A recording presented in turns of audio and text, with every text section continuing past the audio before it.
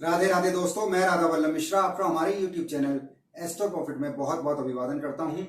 इस वीडियो में हम बताने जा रहे हैं सोमवती अमावस्या से संबंधित 5 ऐसी बातें जिसे जानना बहुत जरूरी है और साथ ही साथ 5 ऐसे उपाय जो सोमवती अमावस्या वाले दिन यदि कर लिए जाएं तो आपके जीवन में उत्थान होना आरंभ हो जाता है। सोमवार को होने वाली अमावस्या उसे ही सोमवती अमावस्या बोलते हैं, ये तो आप सब जानते ही हैं वाला है।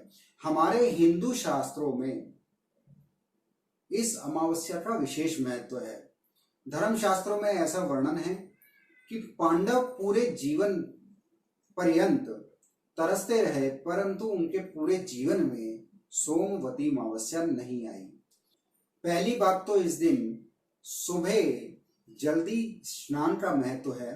तीर्थ स्नान हो, गंगा स्नान हो, परंतु इस बार कोरोना की वजह से शायद ये संभव नहीं है, तो आपसे भी अनुरोध है अपने अपने घरों में ही रहें और वहां पर ही जिस जल से आप स्नान करने जा रहे हैं उसमें थोड़ा सा गंगा जल डाल लीजिए। और यदि वो ना भी हो तो भी गंगे च यमुने चैव गोदावरी सरस्वती नर्मदे सिंधु कावेरी जले अस्मिन् सन्निधिं कुरुम, इस मंत्र से, और यदि मंत्र ना भी पढ़ा जाए तो भी परमात्मा तो सभी भाषा जानते हैं, आप बस मन में ऐसा सोचिए, हे मां गंगा यमुना गोदावरी सरस्वती नर्मदा सिंधु कावेरी, आप सभी इस जल में पधारिए और इसे अमृत तुल्य बनाइए और उस जल से स्नान कर लीजिए।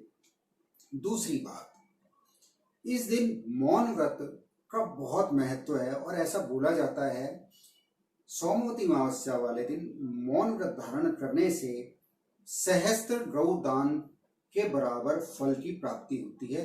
1000 गायों के दान के बराबर की फल प्राप्ति सिर्फ सोमवार वाले दिन जो अमावस्या आती है सोमवती अमावस्या, उस दिन मौन व्रत धारण करने से ही हो जाती है। परंतु मैं समझता हूँ ये सबके लिए संभव नहीं है। आप में से बहुत सारे मित्र अवश्य ही जॉब में व्यापार में आते जाते होंगे, तो उनके लिए सारे दिन मौन रहना मैं समझ पाता हूँ संभव नहीं है। तो ऐसी स्थिति में यदि पूरे दिन ना भी हो पाए तो एक प्रहर अर्थात पूरे 24 घंटे का जो समय होता है उसमें 8 प्रहर होते हैं, तो उसका 8वां हिस्सा अर्थात 3 घंटे के आसपास यदि मौन हो पाए तो बहुत बढ़िया। यदि वो भी संभव ना हो तो एक मुहूर्त, उसमें 2 घड़ी होती है अर्थात 48 मिनट तो अवश्य ही मौन व्रत धारण करना ही चाहिए।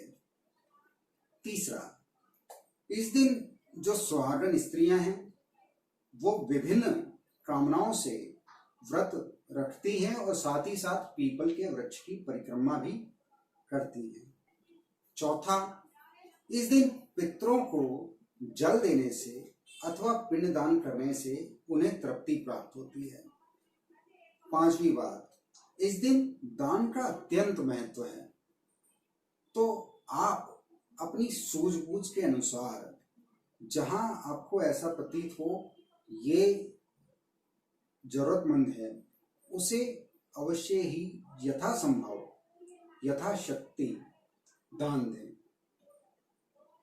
अब हम यहाँ पे बात करने वाले हैं वो 5 विशेष उपाय जिसकी चर्चा हमने शुरू में ही इस वीडियो में की थी। पहला, यदि आपके जो काम हैं उनमें रुकावट आ रही हो, आपको ऐसा प्रतीत होता हो ये काम होने ही वाला है और उसमें अड़चन आ जाए, तो ऐसे में सावन की सोमवती अमावस्या वाले दिन शिवलिंग पर कच्चा दूध और दही इससे अभिषेक करना चाहिए। इससे तुरंत लाभ होता है।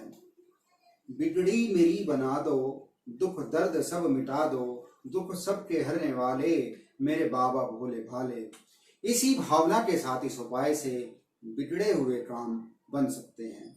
दूसरा उपाय है, आर्थिक समस्या होने पर अपने घर में उत्तर दिशा में तुलसी का पौधा जो है वो आप नीले वर्ण के गमले में लगाएं और वहां पर श्री हरि अथवा तो ओम नमो नारायणाय, ओम नमो नारायणाय, या फिर ओम नमो भगवते वासुदेवाय, ओम नमो भगवते वासुदेवाय।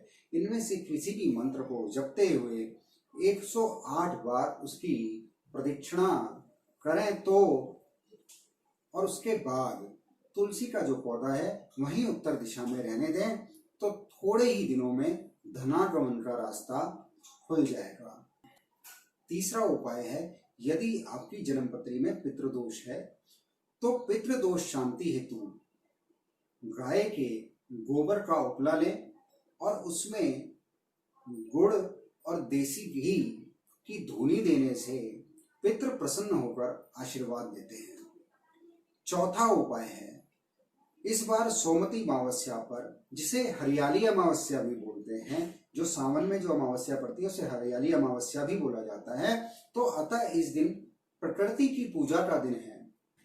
तो आप अपने यहाँ कोई पौधा अवश्य रोपें जिससे प्रकृति का जो ऋण है वो भी उतर जाए।